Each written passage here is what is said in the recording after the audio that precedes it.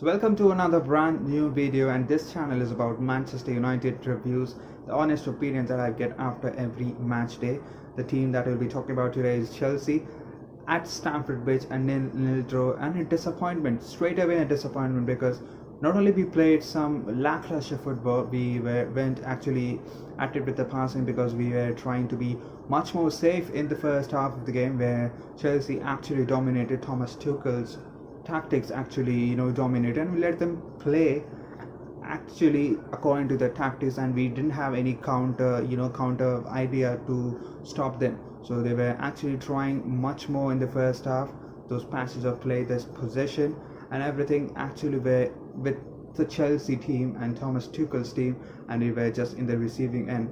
And when we play safer football, it's always going to be something disaster that's going to be happen. We didn't concede a first goal. That was something, a big advantage for Ole's men, and that was a bit more relieving. But the passage of play, the way we were approaching this game, the way we played till 90 minutes, it's always going to be a disappointment, because we didn't show that passion to win that ball or press that in an organized fashion, and everything was missing from this, and I was so frustrated. I didn't put that nil-nil video against Real Sociedad because I had nothing to say about that game. This game I have plenty and loads of things to say, because it was much more of a frustration. You could say that Thomas Tuchel's Chelsea was actually in a good form, but for me, they weren't playing some pleasant football. They weren't winning that in a big margins. They weren't so much more comfortable in his reign. So we can take that chances. We can hit them on a counter. They didn't have Kurt Zouma, didn't have Thiago Silva. We could have used that opportunity, and you actually have some domination in the field, and we could have taken our chances, and we could have succeeded in that. If with Edinson Cavani or some other players, you could always argue with Bruno Fernandes, Rashford.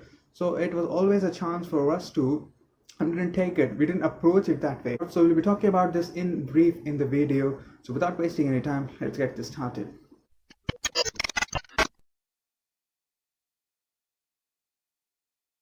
To start with the lineup, we have the same expected lineup: David De Gea in goal, Aaron Wan-Bissaka, Harry Maguire, Victor Lindelof, Luke Shaw, Fred McTominay in the midfield, and then comes Bruno Fernandes, Marcus Rashford, Mason Greenwood, and Daniel James. So it was expected. You could say Anthony Martial wasn't starting. There was a reason for that. He was shit. He was actually shit starting for us. And if he let's just check that if he could do something as a substitute. He didn't do that as well. He was so fucking useless. And you have to take a decision about him, because that's always obviously been frustrating. You could have some sympathy regarding Ole as a manager. You could have sympathy for Rashford, for Anthony Martial, for Harry Maguire, for Luke Shaw. Everything has been connected to sympathy, but then you have to be questioning him as well, because he was so shit. He was one of the top scorers last season, but then dip in form can be a bit more minor, but this dip in form is actually atrocious, and you can't help it. And that's been costing us some gains, because Rashford is putting up an is underperforming, and still he has to create something. He can create some goals, and he can end up having a goal or an assist in a game when it's 90 minutes. But Anthony Martial is shit in the first minute, is shit till the 90 minute, he's shit the other game, he's shit the next 5 games. So what can you expect from him? So we need to sort that out. Anthony Martial is the first thing that comes to mind when you remind of Manchester United, because he has been one of those underperformers. You could say Daniel James was underperforming, but he is back to form now. He's doing something. He can be selected because he can be handy in some other games. When is Anthony Martial going to start? He was started against Real Sociedad, but he didn't do anything. So you need to have some grip, and you have to take some decision on it. So we talked about the pressing style of Manchester United, the unorganized press of Manchester United. Now the pressing style is actually going to be one of those things which actually defines the playing style of Manchester United or whatever team in the Premier League. You look at City's pressing style, you look at Liverpool's pressing style, and you see Sadio Mane, Salah, Firmino, all three of them organized, pressing each other, blocking those passage of plays, and the only option that's left is that the defender has to kick it long, so that can be, it becomes a 50-50 chance that the striker will receive it in his head or the opposition will take it. It's like one of them is pressing and the other two are relaxing. Not like we don't see that in City, we don't see that in Manchester City or in Liverpool. All three of them are, working out, connected with this and pressing even the goalkeeper. We don't press the goalkeeper. I don't fucking know why aren't we pressing a goalkeeper. Why aren't we doing that? And that's costly, and that's going to be costly because you actually give that defenders a room to play those passes to midfield, and our midfield is actually so blank in the middle because Fred and McTominay has been covering the centre back, and that the gap between Bruno Fernandes and Fred and McTominay is actually so wide that the midfielders or Mason Mount, Mateo Kovacic can run the midfield and put that defining pass to Callum Hudson-Odoi or Timo Werner or Oliver Giroud, whoever it is, and we can put those crosses from Reece James and all. So it was a bit more awkward for us because our press wasn't also organized, and our midfielders ran over so easily, and Fred and McTominay couldn't hold them up, Mateo Kovacic, Mason Mount, and they were putting in some the balls to Callum Hudson-Odoi, and Hudson-Odoi was running over Luke Shaw, and Van Bissaka wasn't good at all in this game because they're always dodgy, and his forward pass completion was actually terrible this game. So the big if that has to be answered is what to do with Edinson Cavani. He was given a 2-year contract, and if you say that he would be leaving after 2 years, then it's going to be a big problem for Manchester United because Anthony Martial, Marcus Rashford aren't actually the strikers or a centre forwards. Martial is a left winger, Marcus Rashford is a left winger, Greenwood is a striker, but you couldn't put him straight away in that striking role. You can't actually rely on him, and then in a right wing position you can't actually think about promoting Amad Diallo right away or Shola Shota.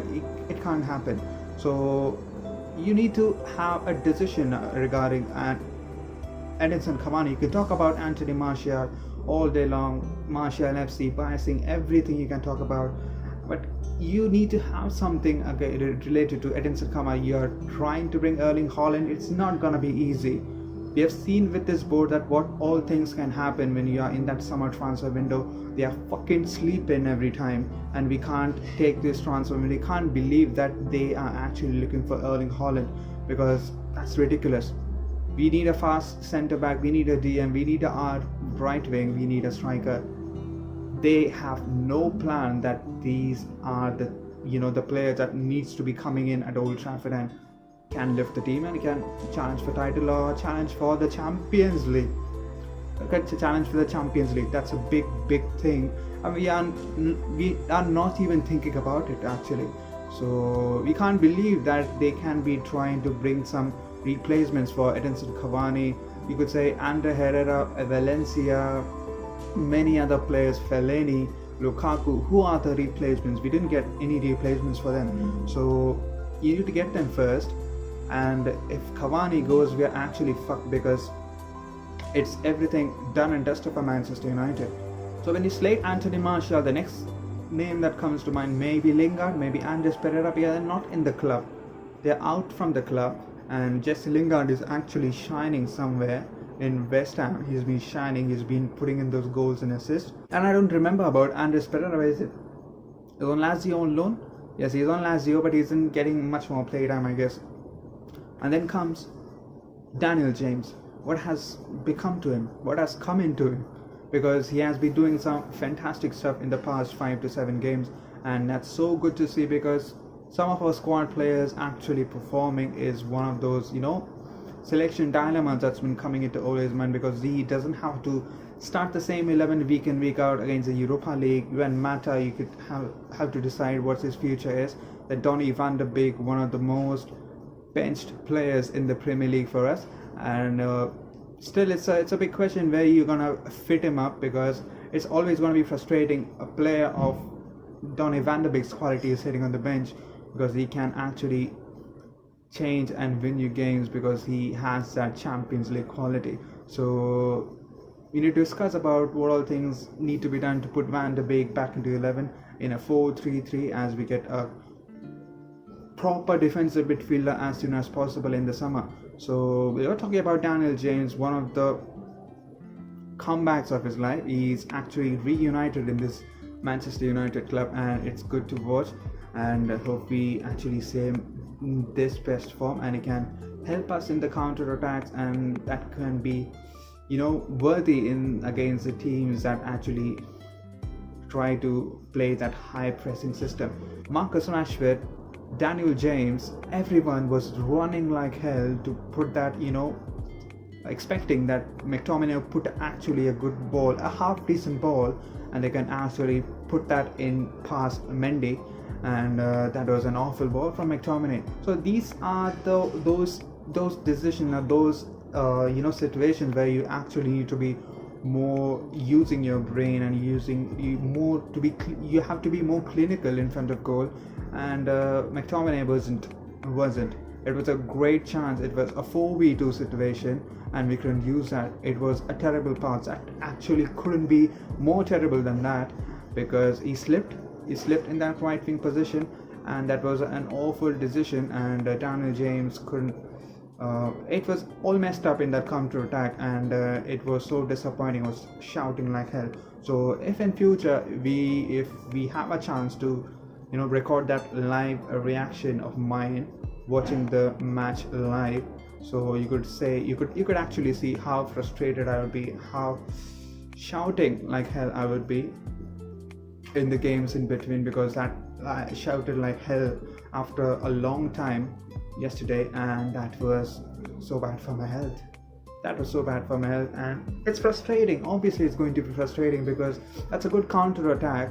They put those bodies forward, and Rudiger and Christensen were the actual two defenders who are actually back, and we were four of them, and we couldn't actually capitalize. We couldn't put a half decent ball into the box, and they just take control again. So that's obviously going to be disappointing.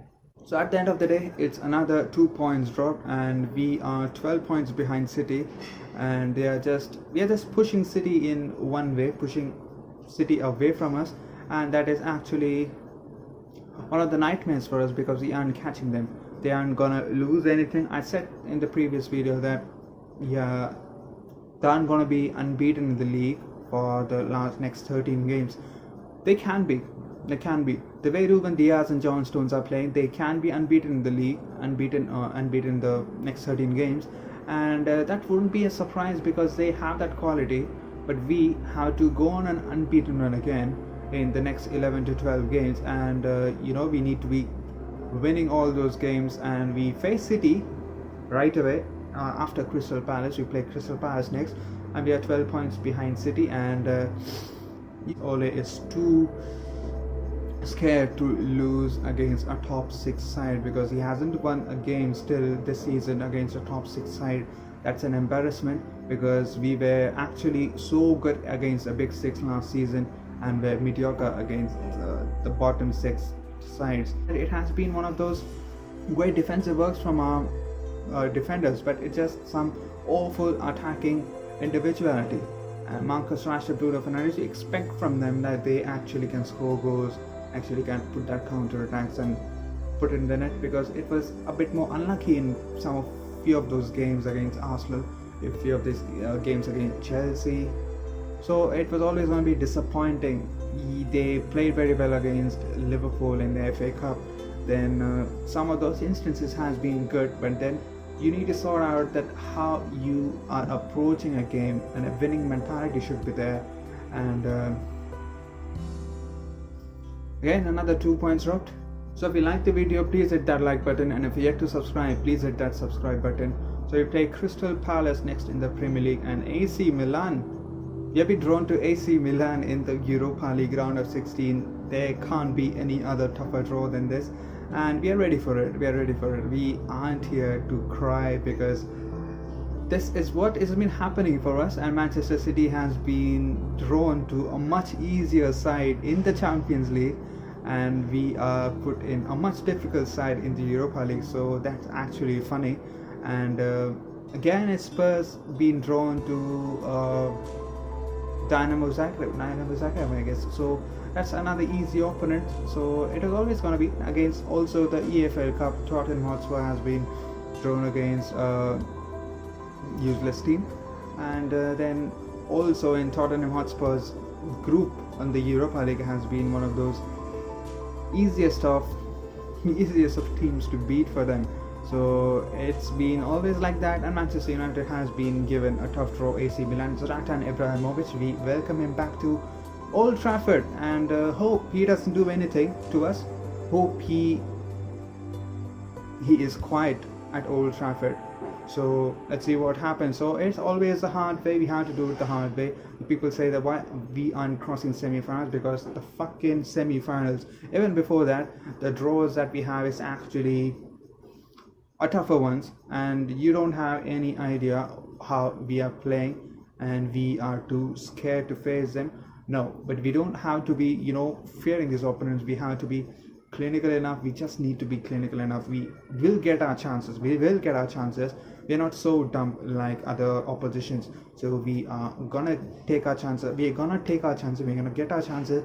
We just need to be clinical in front of goal and don't concede like stupid idiots. Don't concede like that. Everything will be sorted out. So we'll be meeting in the next video. Until then, stay home, stay safe. Goodbye.